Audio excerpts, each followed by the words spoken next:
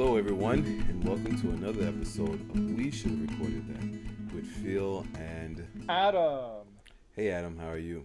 Phil, I am well. How are you? I'm doing well, too. I'm doing all right. I'm good. Yeah, I think we both had a busy afternoon, sounds like. Well, all right, good. Yes, all of them. Okay. All right. Well, I'll take it. Well, all right, good. So, before we get into our episode, which we are continuing the series on Where Are They Now, with, introducing our guest.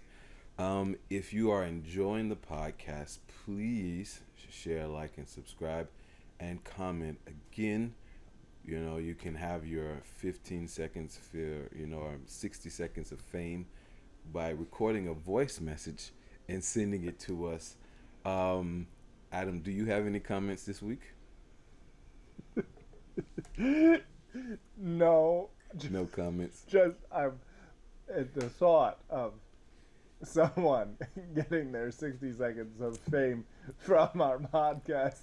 Hey, that tickles me. People have been discovered in stranger ways. I think so. I don't know. Is that actually true, Phil? Yes, it is though. It's true. I mean, we're not. I think it would be a pretty strange way to be discovered on a podcast that only a couple dozen people listen to. Hey, don't be so hard on our podcast. Don't be so hard on our podcast. I'm not being. I love our audience. I love our audience. You love our small audience. Though they may be. We're actually like the numbers are kind of coming back to pre-hiatus, summer hiatus. So we're getting there. But I think our series that we're doing probably has a lot to do with it because we're talking to some interesting people. We have the best guests. Yes, like one of the people we're going to talk to today. Yes. Sorry. Excuse me. I was like, who else is coming today? No, I'm saying in the Lord have mercy help us. Okay.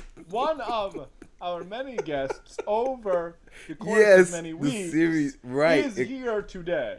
Is here, yes, that's exactly what I meant. Hello, Gunter, how are you? We're going to get to... I'm great. I'm trying to hold in my laughter. I'm sorry, you're doing a great job of pretending like you're not here, so thank you. Yes, Gunter. I was trying to respect the outline to the best of my ability. You have always been the eminent student, and so you proved yourself once again, Gunter, that if someone gives you instructions, you will follow them. Yeah. All right. Well, let's say a few things about Gunter before we launch in. Gunter McCourt, like many of our other Where Are They Now guests, Gunter McCourt is a graduate of Delta State University in Cleveland, Mississippi, with a degree in choral music education. And then he went to Eastern Michigan University in Ypsilanti, Michigan, where it was cold. Am I reading your body language correctly? Yes. Where it was cold, and got a master's degree. Was it in music ed or choral conducting, Gunter? It's music with an emphasis in music ed. Okay, awesome. Did I say that right? It was an MM in music education. All right, master of music degree in music education, and now is back home in DeSoto County, Mississippi, and working at South Haven High School, right? Mm-hmm. Awesome. Gunter, why don't you fill us in on exactly what you're doing these days, and then we can backtrack and talk a little bit about how you got there. Crying a lot. I'm just kidding. Oh, then you're doing something right.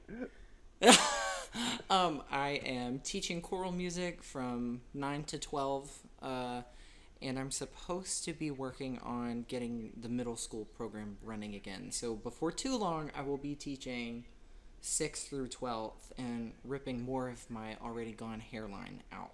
So that's basically what I'm doing. We're teaching lots of solfege and trying our darndest to use those listening skills. That's awesome, Gunter. And how long have you been there? This will be my second year. Last year was my first, and it was the first semester they had been back since COVID had started. So that was a lot, and I was the assistant director, so I didn't have all the say in the world, and now I'm the sole head director and trying to run the show. How is it going? It's going well. I'm proud of the progress we've made, considering COVID, considering how, I'm sure you've seen this everywhere, working with other choirs and keeping in contact with other people. The numbers were down all over the place. At every level. Not just high school, not just college. Every level, every choir, church, community, school, everyone has lost people. Yeah, absolute decimation. So we went from like six singers and two choirs to now we have a full 23, 25-ish in 2 different choirs. So something to be proud of. Am I a little type A and want more and more and more and more? Yeah, but we've been at school for like 3 months, so I have to keep in mind that I've got to chill out. Yeah. Well, that's awesome. Gunter, we'll come back to the present, but first let's go forward to the past. I have no idea. I'm trying to... Marty McFly. Yes, exactly. I'm like Back to the Future here. We will return to the present, but first let us move to the past. I don't know. All right, Doc. Gunter, you were a student at Delta State University, and you were correct me if I'm wrong, but I think you were a sophomore when I came. Correct. I was a very hard-headed sophomore. Yeah. I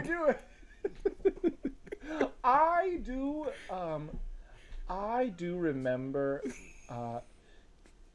This is just my perception clouded by my memory, right? Okay, so my perception could have been inaccurate, and then in addition to the potential inaccuracies in my perception, there is the fogginess of time having removed you from it, right? So this is what I recall.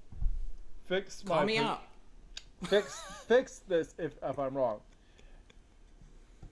In my first year as your professor, you despised me.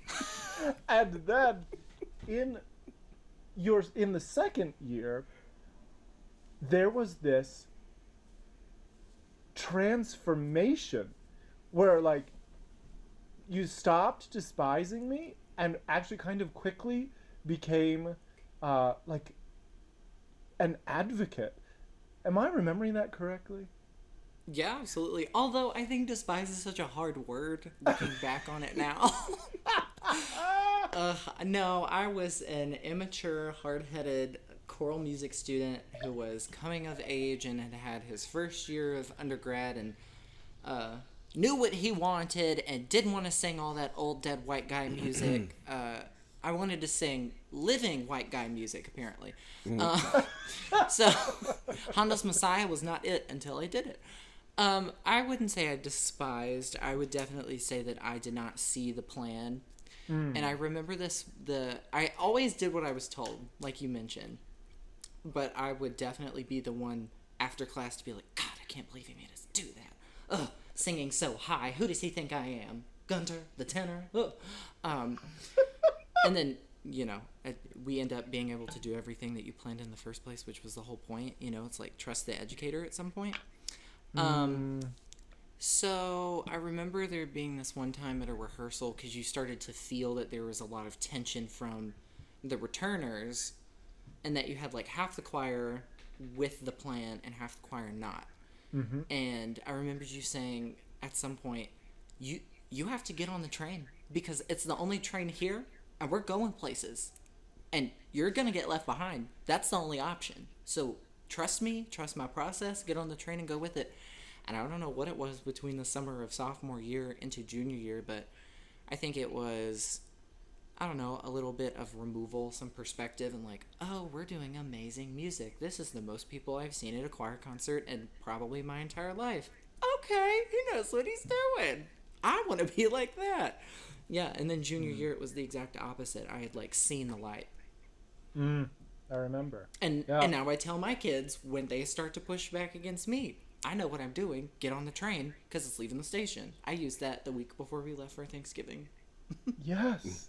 Yeah. Yes. You know what, Gunter? You will find this, like, I have finally been in a place long enough that every student I have doesn't remember what came before me. And gosh, it is, you will love it. You will love it when you get in 2 more years.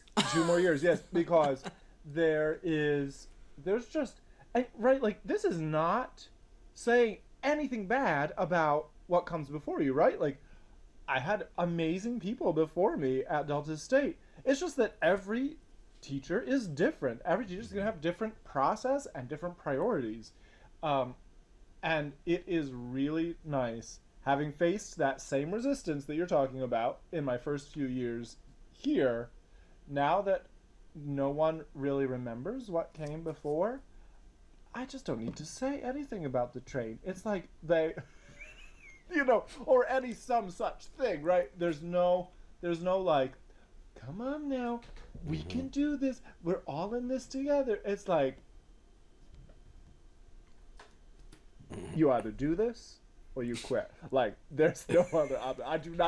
I do not have the time to convince you of what I am doing. We only have time to do what we are doing. 100%. So it's a luxury, and you'll love it. Yeah. Sorry to be one of those negative Nancys, but, No. time, what is it? Hindsight is 20/20, and, we all have our own growing up at different times, I suppose. But I don't think you should apologize for it, Gunter. I mean, like, we can all admit, like, when we are young and naive and whatever. But I'm grateful. Although it is a luxury not to have to, like, constantly explain myself, I do appreciate when a student genuinely and respectfully comes and is like, why are we doing X? Because that makes me realize that I have the responsibility to communicate the rationale for that thing. Mm-hmm. It doesn't need to be resistance, doesn't need to be pushback, but just like, hey, as a future teacher, can you explain to me why we're doing this thing that we're doing? Because I don't understand. I want to understand so that in the future, when I'm in your shoes, I can choose to do it your way, or I can choose to do it a different way, but at least I will be informed. And I'm like, oh, awesome. Yes, absolutely. That's perfect. Awesome. Yay. I think you're giving Delta State people from my class a little too much credit. I don't think we were thinking that far. We were just like, oh, choir's taking 15 hours out of our weekly lives, and we'd rather go party. Oh, yeah. But just kidding. We had too much homework to party, and everybody knows that. but the thing is, I think, Adam, what you're saying is, like, and the second part of your statement is really like distinguishing between the two, right? Between the person who is who is only just there to be a thorn, and the person who is being inquisitive. And like, how do you deal with them both? Maybe how do you deal with them during the transition, and then how do you maybe deal with that person who is new and but you have this established system. And so I mean, I think that's just two different, like, understanding the two different people who you have coming to you. Gunter, what has it been like as I just oh gosh. Let me gather myself. I have often thought during COVID how grateful I am that I was established in my job before COVID hit. Because the students knew me, they knew what was expected. All of those expectations were in place before we had to like move choir onto Zoom. You didn't have that luxury. What has it been like beginning a new job in the midst of these unprecedented circumstances? Well, I started taking care of my mental health, so way better than it would have been before that, that's for sure. My anxiety, I definitely had some issues with that the first semester, and finally decided it was time to do something about it, because, the whole world's in the toilet, and there's nothing you can personally do about it. It feels like a lot of, how do I put this? You know how in education, it doesn't matter where you are, what level you are, there's always this, like, social, political game that you have to play, especially as an arts person, because you've got to convince people that, like, your job matters, what they're doing matters. You have to show a product. Well, we didn't get to show a product, like, in the form of a concert or much public music making at all, last year. So it felt like, I didn't have the performance that my kids needed, which is normally the way that we, like, assess and we show what we've been working on. So it felt like a throwaway year because of COVID. So I felt like the first year was really just, like, learning how to put the training wheels on, not even using them yet. Does that make sense? Yes. It's been stressful.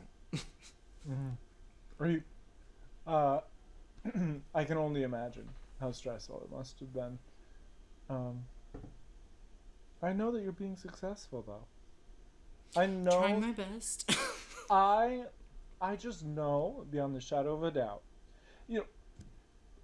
concerts, assessments, all of, festivals, all of that stuff, that's not the it, right? Although, of course, we have to do these things because they are important to, as you said, justify our jobs. But they're not the it. It's the work that you're doing daily in the lives of your students. That impact, that's the it. And Gunter, I know you, so I know that you are being successful with the thing that is actually our job, which is helping young people find themselves. You're trying to get me emotional, and it's not going to work. Yes, I would 100% say that all of that energy and time that normally would have been thrust into concerts and festivals and competitions has definitely, like, it's come out in a different way. It's the interpersonal communications with students. It's them crying on the couch in my office because life is falling apart around them besides COVID, and they don't know how to leave it at the door because it's their life, So I've definitely made a lot of one-on-one relationships with these students and tried to give them some real life advice, not pretend I'm some psychologist, but let them know that, like, they're seen, they're heard. If they ever need anything, they can come to me, stuff like that. I'm not gonna get emotional. It's not gonna happen. You can't trick me. But Gunter, you've already kind of mentioned the way one of the lessons you learned at Delta State has, you've transferred it, and you're kind of you're thinking about it. A transfer. You're using it as a teacher. Are there any other lessons or things, maybe even you wouldn't say you learned while at Delta State, but has some realizations that you had afterwards that is helping you now as a teacher?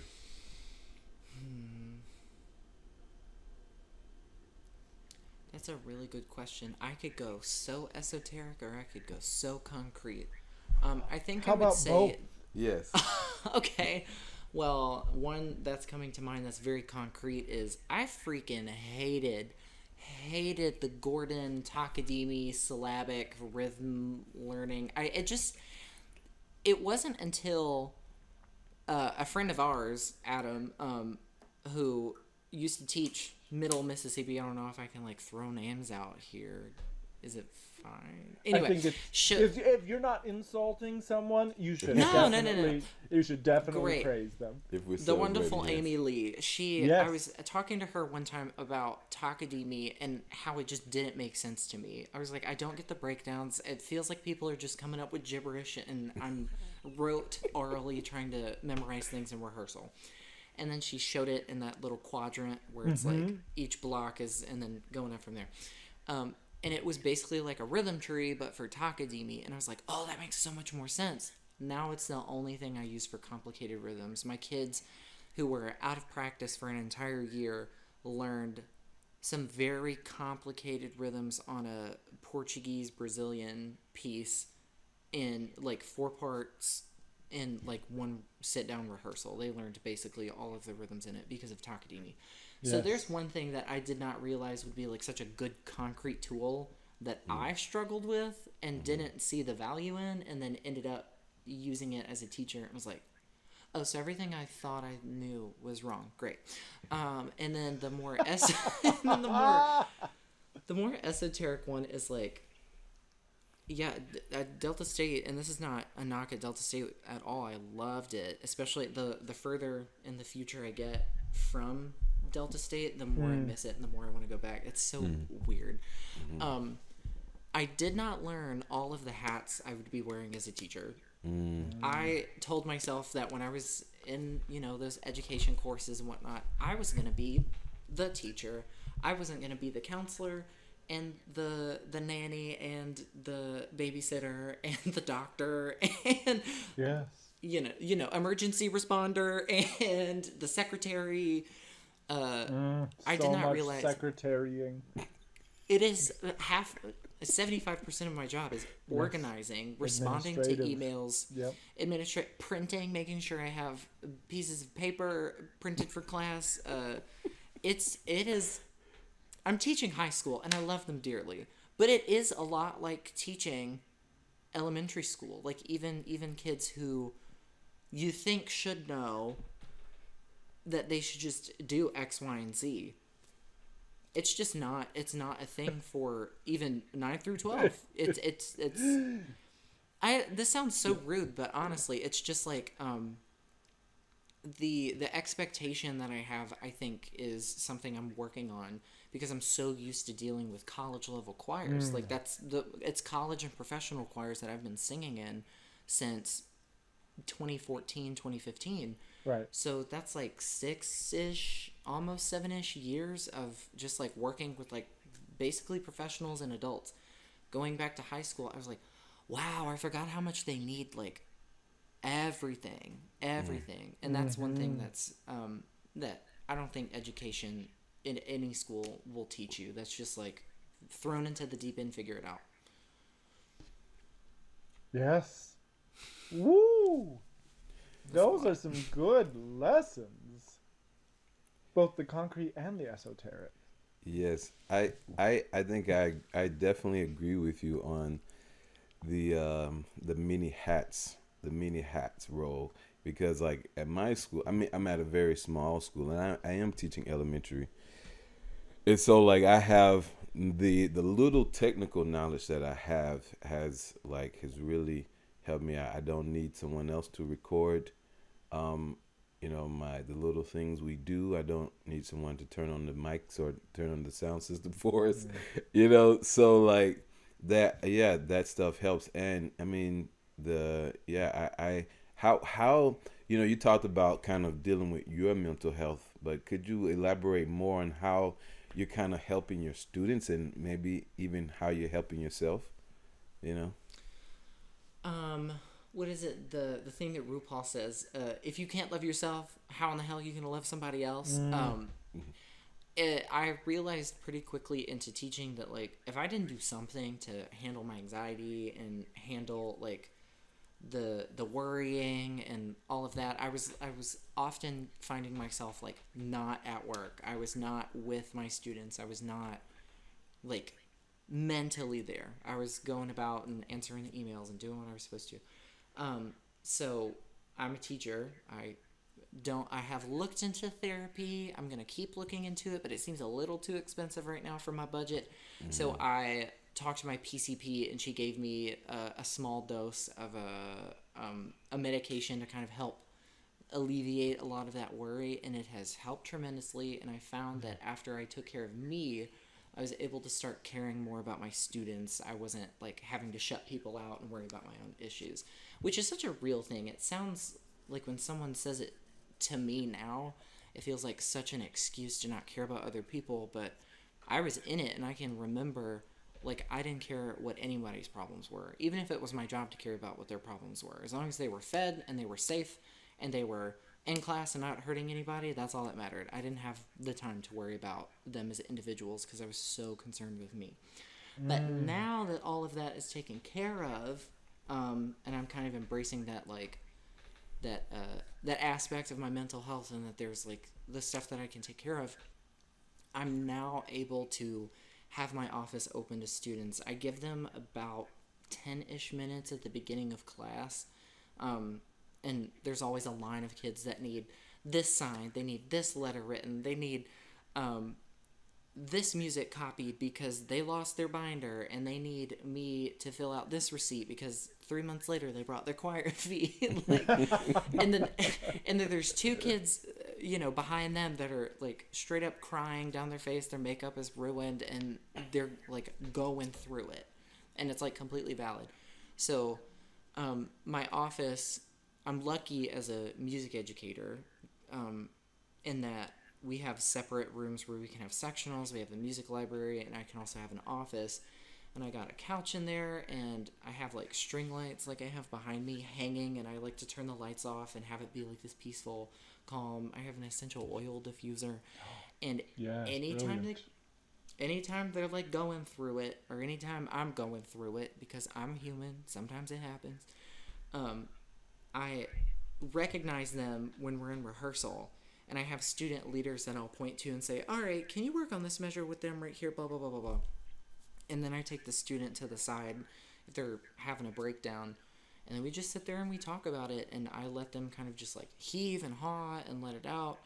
And then I let them know that they're not alone. Like, everybody's going through it. You can't help when these feelings happen. Don't try to bottle them up. If you need some resources, I have these people we can talk to. If you're having these issues again, you can come in here. If you need a little more time alone, that's fine. So it's really just offering a space that has worked for my students so far.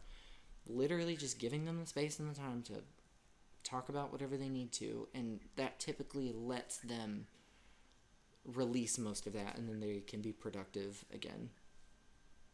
Yes. I'm so proud of you. Yes, this is beautiful. It's really good. I mean, I'm not proud of you because I'm not your teacher. I'm sorry. I do. You can still be proud of him, Phil. I see where you're at, Phil. It's fine. I love you, Gunter.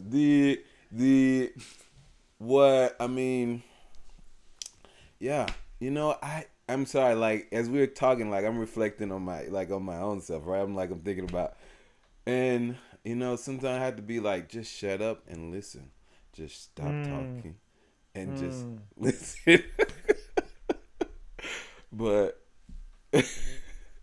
yeah, those people who are not watching the video, Gunter is, like, pointing at his nose as I said that. So, but yeah, like, just, and so, yeah, what you're saying is, like, is very good. And I can only imagine, I keep, having parents say to me in various ways, like, man, that time, the pandemic time of the lockdown it really changed my student. And so for our high school students, and especially if they're going for middle school, they're already is trying to figure themselves out. Hormones are going and stuff like that. I mean, I can only imagine. I was talking to somebody, and I'm like, we probably may not even, there may be several years, or a decade, or maybe until these students are able to, process and articulate, we won't fully know, what it was like for them during this time. So. Lucky us. I think, no, it's going to be decades of repercussions from these past couple of years. Yeah, I think I speak for everybody when I just say that, like, academics across the board, extracurriculars across the board, everything has suffered in the education realm, if not, every realm. Yep. Yeah. Excuse me. Are you okay? God. As we talk about COVID, I exhibit some COVID symptoms. You all right? I'm good. I just got tested last week. I'm good. Okay. So, Gunter, we've been doing a great job of interweaving the past lessons with the present applications. I love this. What are some things? How did graduate school compare with undergrad, and how did it contrast? In what ways was it similar and it felt like a continuation, and in what ways was it, were the lessons more revolutionary? I think in a way that it was similar, like Delta State. The whole time I was at Delta State, I was just like, I did not live in it and enjoy it as much as I would now as an older, more mature person who can recognize the opportunities that I had. Grad school was very similar in a way. There were times where I had a love-hate relationship with, like, choir in general. Sometimes I just was singing for 5-6 hours a day, trying to get paid on Monday nights, singing with the concert choir, and then also having to sing in 3, sometimes 4, with the church choir and all the grad courses, and it was just a lot. So sometimes being pushed to my limit, and I wanted to be hard-headed and say, I've had enough. I need a break. I need a life that's not this. So in that way, it was very similar. It was a lot of stuff on my plate and a lot of working. But a way that it was different from Delta State was that regardless of what was going on in my personal life, my schooling was always the priority, if that makes sense. It's not that it wasn't the priority at Delta State, but if you recall, that's where I started writing a lot of my own music, and I'd be in Ziegel until the police officer would be kicking everybody out. Like, if I had an extra half hour or an hour, and I was very emotional as an undergrad. So I wanted to write a lot, get those feelings out, and I did some of that in grad school, but less. It was always me focusing more on the bigger picture when it came to education. Like, what am I actually going to want to do when I have this master's, and what am I going to want to do as a teacher?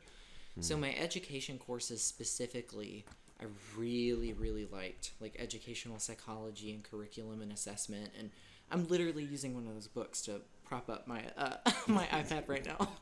I don't know. That class was really eye-opening, and I realized that, like, the more progressive my ideas about society and life and people had gotten, the more I found a place for me in education. When at Delta State, I assumed it would be the opposite. Being a gay person from Mississippi, I think, one wrong move, one parent finds out your identity, and you're off. They find a new choir director. That was my assumption. And then I went to grad school, learned more about the world of education and how progressive leaning a lot of it can be. And I was like, oh, my identity's an asset. Check that. The South. Yeah. How has that... Oh, Gunter, this is so good. This is so good. How has that played itself out in your own career? It really hasn't been that like monumental, which I'm actually happy about, because the whole thing is to not want to be like a token. It's just want to be taken seriously like everybody else. Yeah. And I'm a white male, so I can't sit here and pretend like I don't have advantages and, you know, normalities that other people don't. But that like 1/3 of me, I'm always a little hesitant or worried about being a teacher in the South. But it's something that I haven't shied away from since I got this job, and I can walk into the room and speak to the class, and they're all like, "We got you." Like they just know. I don't have to say anything. It really hasn't been like a disadvantage or an advantage at all from what I've noticed. I just like live in what I would consider a normal life as a teacher, I would like to think. Until this podcast comes out and a parent finds it and then they go, "Why I never." Well, yes, That was from the parental impression there, Gunter. I am back in the thick of it, so. Yeah, you know, I don't know, that definitely sounds like a mother that's sipping her iced tea, her sweet iced tea, rather. Yes, you know? in the Delta. Yeah. Sweet tea. Sweet tea. With a pound of sugar. Yeah. Yes. It really has emphasis on the sweet. It's more sugar than tea. Mm-hmm. Sugar with a hint of tea. I Yes. do miss sweet tea a lot. And I miss so many. Oh, I miss the food. I miss the people. I miss. There's a lot about Mississippi that I miss. Gunter, we're talking about Mississippi, but I really, if I could stay on this, you know, we as creatives, right? Like, much of ourselves is in what we do. Like, you have to, you know, and you'd probably, even as conductors, like you're gonna conduct better the more you are into the music that you're teaching and conducting. How has, you know, feeling this freedom, I think as you're expressing, feeling that freedom has, you know, kind of freed you creatively to, you know, to be a better conductor and teacher, or do you even like sense that a freedom, or is it just? Yeah, after undergrad and grad school, learning how to conduct and thinking so analytical about music and being very robotic, it's through teaching that I've realized that once you get like those training wheels on and you know what you need to do, when you're in front of a choir and you're trying to actually make music, if you let all the inhibitions about like who you are, who your students are, what this piece is about, XYZ, like I'm not a particularly religious person, but you know, we're in a choral world where a ton of the music is sacred.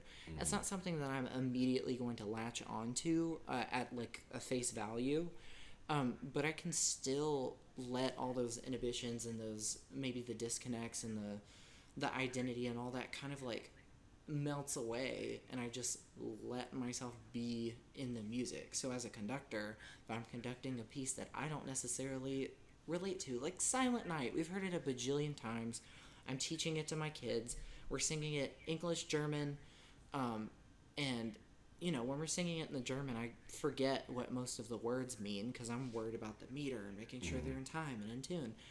But there's something about when you feel confident and you acknowledge that nothing else really matters in the moment, you can just start making music, and I find myself melting into it, and so much so that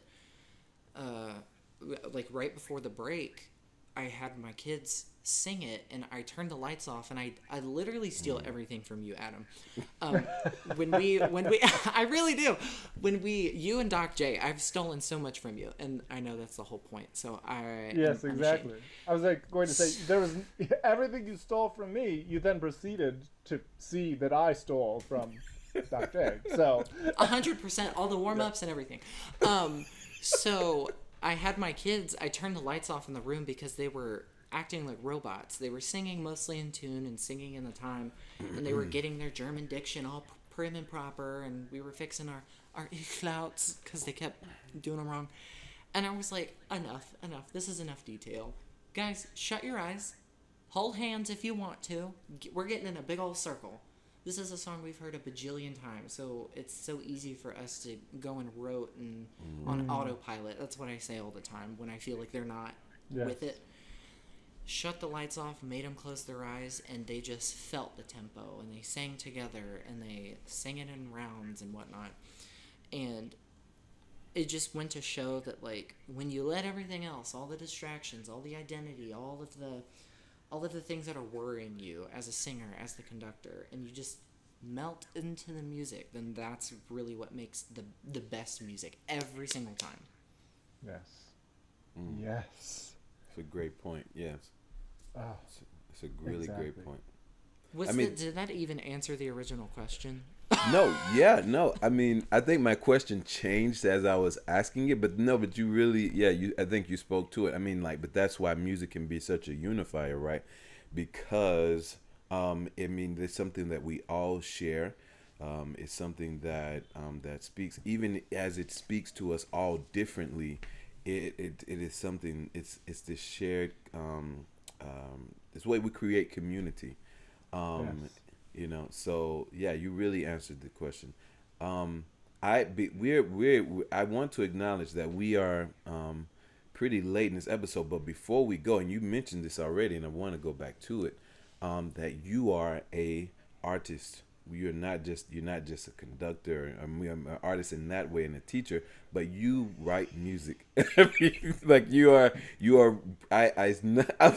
Phil, you are tripping over your words right now. All teachers and conductors out there, you two are artists. No, I didn't mean Gunter also has an artistic output beyond his teaching and conducting. Thank you. Yes, that's all I meant to say. I saw you. I know from being around you at Delta State, you love Adele, and she's put out an album. Right, yeah. She came out of retirement. So let's just. Tell me about some of that stuff you got going on, or what do you have going on? Having a job really siphons a lot of your energy and time. Yes. So, like, long story short, as you guys know, I put out albums, and I always say that, like, I'm working on album number blah, blah, blah, but it's only the second or third good one, because the first few were... I took them off the interwebs as soon as I gained clarity as an adult and was like, oh, these are terrible.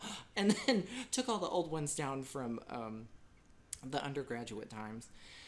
And then, through the years, I've gotten better at the software and whatnot. And as you grow up and become an adult, you realize, oh, I'm going to die one day. I have a lot to say.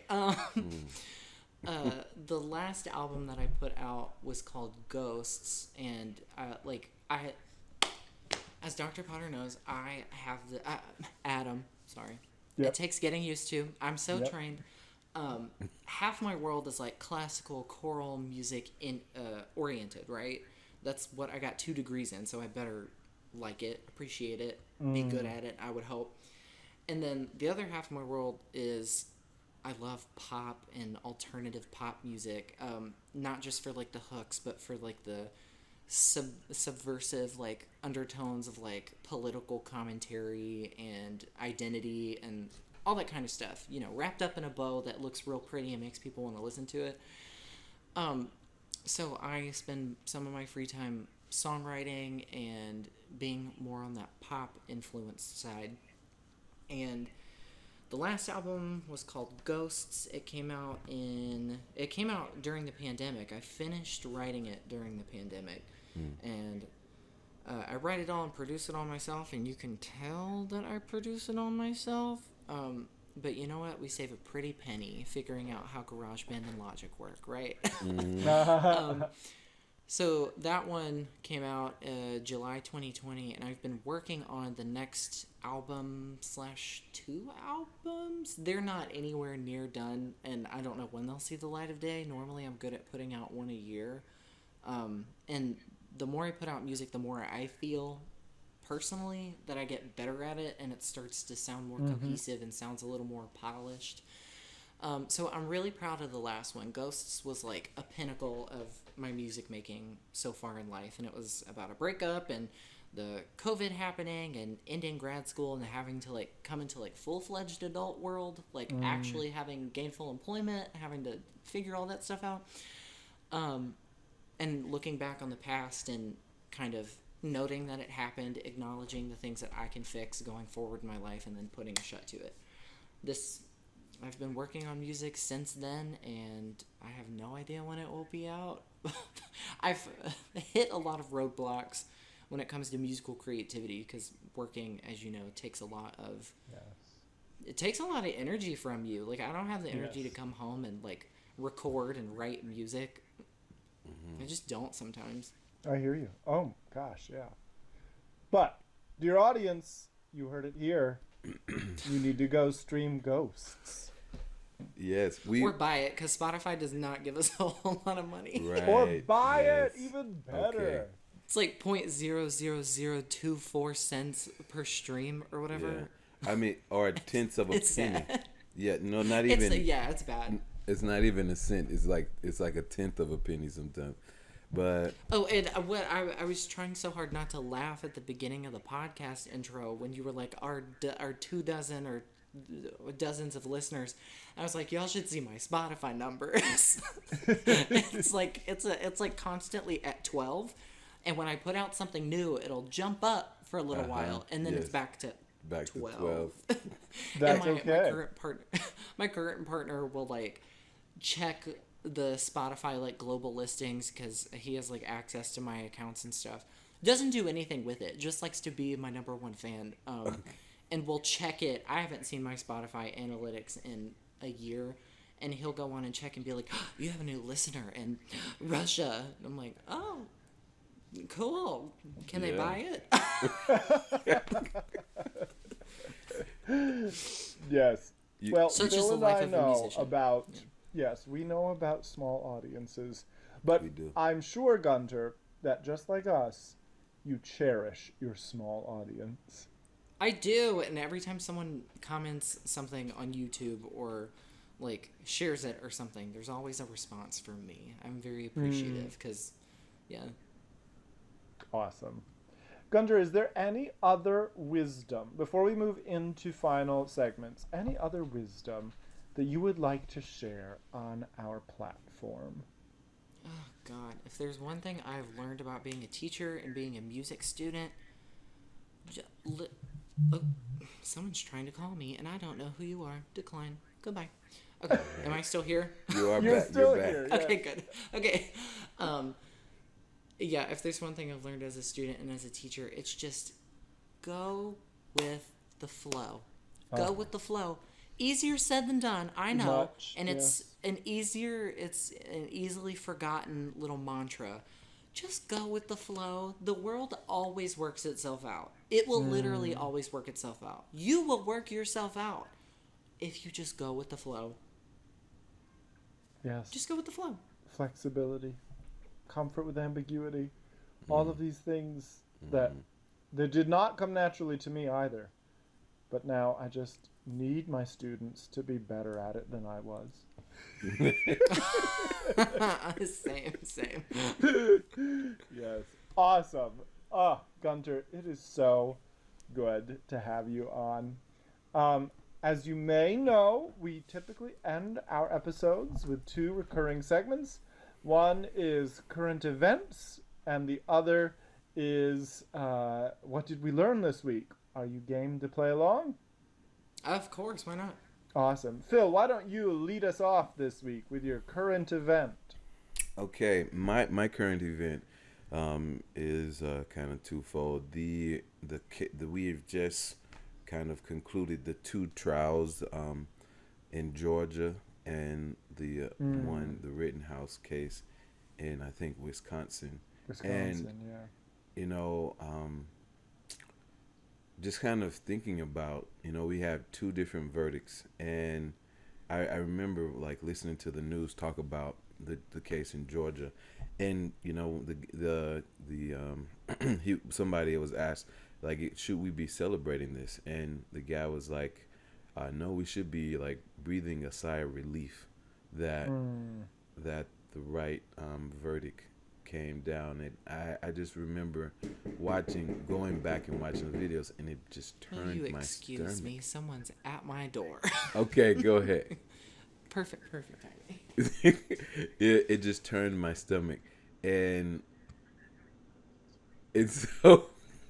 Phil, as the host, perhaps you should mute Gunter. Yes, let me see if I can mute Gunter really quick here. Okay. This is so like this is classic with WSRTwPA right now. Yes, I probably should have did that before I kept going, but yeah, but and I like thinking like just the contrast of how just how black men have been treated, like like not afforded a trial, not afforded to have to stand before their peers, and so yeah, it did. This should just be, what happens if you wrongfully kill someone, if you murder someone. Yes. Like this should be just what happens. So yeah, I'm gonna. Yeah. Oh, I just asked you to unmute Gunter. So Okay. Did you mute me during that conversation? I did. We did. Yes. Most of it. Great. Great. Just make sure to cut it out in my audio earlier. 'Cause Okay. it's Yeah. not fun stuff. Okay. Oh, no. I have less than thrilling neighbors sometimes, but whatever. Okay. Fun. Yes. I have two current events, or not, one current event and one recommendation, and so I will keep them brief. Current event: this Omicron variant of the coronavirus. I'm no.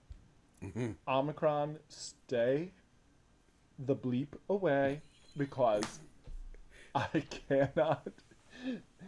I need a path out of this pandemic. I need a path where I'm not wearing a mask all day long. I need a path where my choirs are not masking all day long. I can do right.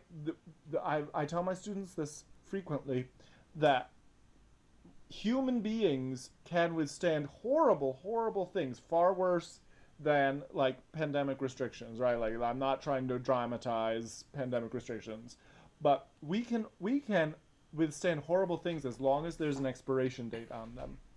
Mm-hmm. It's not the horrible things that drive us mad. It is when they seem interminable, like they will just keep going forever. Mm-hmm. And that's what I need, an expiration date on all of this, all of the way that we're doing life right now. I really need an expiration date. And if Omicron pushes back that expiration date, okay. That was my current event. Recommendation. Shout out to two podcasts I've been enjoying lately. The first is put out by NPR. It's their Invisibilia Podcast. And they just concluded a series on friendship, and I thought it was eminently well done. So go check out Invisibilia, and especially their friendship episodes. And then the second is put out by CT Magazine, and it's called The Rise and Fall of Mars Hill. And it is engrossing. It's about the rise and fall of this evangelical megachurch in Seattle, and their very, very charismatic leader. And it's just and really, really well done examination of what power dynamics and culture building and all of so many transferable elements to any organization that can be both uber successful and uber toxic. So I highly recommend it. All right. Gunter, what's on your mind this week? Oh gosh, what Phil brought up, honestly, I was crying when I watched the Georgia verdict. I like got a news report about it and watched it live happen, and I think of like, as white people, it's really like we should be saying something about it, and then sometimes it feels like it's not our place. So, and that's our burden as the people who need to figure out ways to be allies to our friends and neighbors and family. Even I've got family that aren't all white, and like I care deeply about them, and would want to make sure that this world is fair and equitable to them 100%. Yes. And I don't know, I don't cry anymore, especially because of the meds I'm on. They keep me very like stable, like, and my partner thinks that I'm this like heartless person sometimes because I just don't cry. Like like Adele released her album and it's really sad. Didn't cry at all. Love it. Which is not like me. But when I watched the verdict, I just cried because it felt like like Phil said, a sigh of relief, like something. It doesn't solve anything. It doesn't fix anything. Yeah. Everybody's lives are still going to be ruined by that tragedy that happened. Yeah. And that's been on my mind for a little while. It really has. Yeah. Thank you for sharing that, and thank you, Phil, for bringing it up. I think that there is a lot of work for our society to do. Yeah. Phil, what did you learn this week? Well, I hope that people are having more conversation. We'll have more conversations like we're having,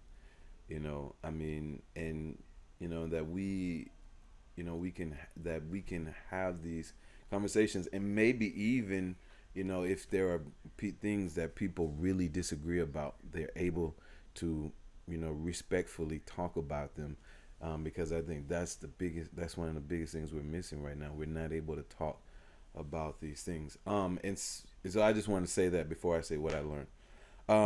Gunter, I think it's something we're all aware of as educators, but like the mental health, I think that was great that you shared. And I appreciate you sharing how, you're trying to take better care of yourself so that you can care for your students. Because I really can relate to that. So thank you for sharing that. That was actually the exact same thing I wanted to reflect on, Gunter. Wow. Okay. The taking care of yourself so that you can take care of others. It's so crucial. Something that I think a lot of people struggle with. You have to do it on planes. It's rule number 1. Oxygen mask on yourself, and then help somebody. I mean, if it works in the sky, it should work down here. Yes, I love that. So, Gunter, thank you for reminding us of that truth. Gunter, did you learn anything this week? I learned that it is 110% acceptable to be lazy and take time for yourself. Amen to that. As long as your bills are paid, take some time for you when you need it. Who cares what anybody else says? Amen. I couldn't agree more.